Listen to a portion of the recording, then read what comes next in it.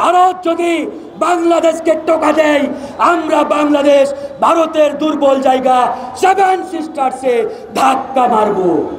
আমরা জীবন দিতে শিখেছি, আমরা রক্ত দিতে শিখেছি, প্রয়োজনে আবারও রক্ত দেব, জীবন দেব, তবু এই বাংলাদেশকে ভারতের কিরানকে পরিণত হতে দেব না।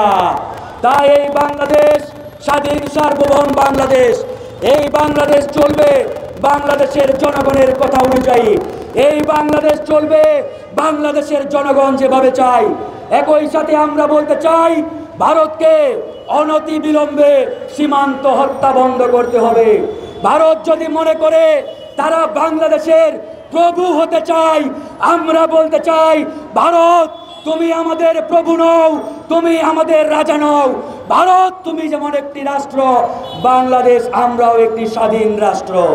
ভারত যদি বেশি বাড়াবাড়ি করে, ভারতের অনেক দুর্বল জায়গা রয়েছে। আমরা স্পষ্ট করে বলতে চাই, ভারত যদি বাংলাদেশকে টোকা দেয়, আমরা বাংলাদেশ ভারতের দুর্বল জায়গা সেভেন সিস্টার্সে ধাক্কা মারব। কথা পরিষ্কার, ভারত আমাদের টোকা দেবে, আমরা ভারতকে ধাক্কা দেব। আমাদের ভয়ের কোনো কারণ নেই বন্ধুগণ, আমাদের দুর্বলতার কোনো কারণ নেই। অনেকেই মনে করে বাংলাদেশ ছোট দেশ, বাংলাদেশ ক্ষুদ্র দেশ। নয়, এই বাংলাদেশে 20 কোটি জনগণ বসবাস করে। এই 20 কোটি জনগণের বিশাল এক স্বাধীন সার্বভৌম বাংলাদেশ। সুতরাং আমাদের ভয়ের কোনো কারণ নেই, ছোট ভাববার কোনো কারণ নেই। বরঞ্চ ভারত নিজেকে দুর্বল ভাবতে পারে।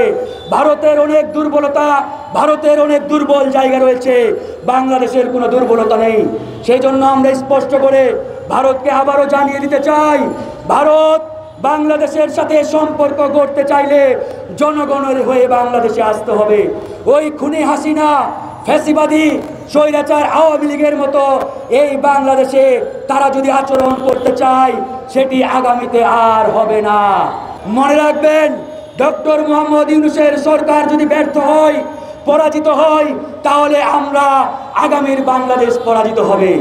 আমরা একটি যৌক্তিক সময় এই সরকারকে দিতে চাই, যাতে বাংলাদেশের প্রত্যেকটি প্রতিষ্ঠান, প্রত্যেকটি সাংবিধানিক প্রতিষ্ঠান, প্রত্যেকটি অর্গান, প্রত্যেকটি বিভাগ যাতে খুব সুন্দরভাবে সুষ্ঠুভাবে তারা সংস্কার করতে পারে।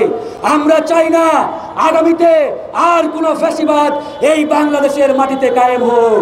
আমরা চাই না আগামীতে এই বাংলাদেশে আর একটা আওয়ামী লীগ পুনঃপ্রতিষ্ঠা হোক।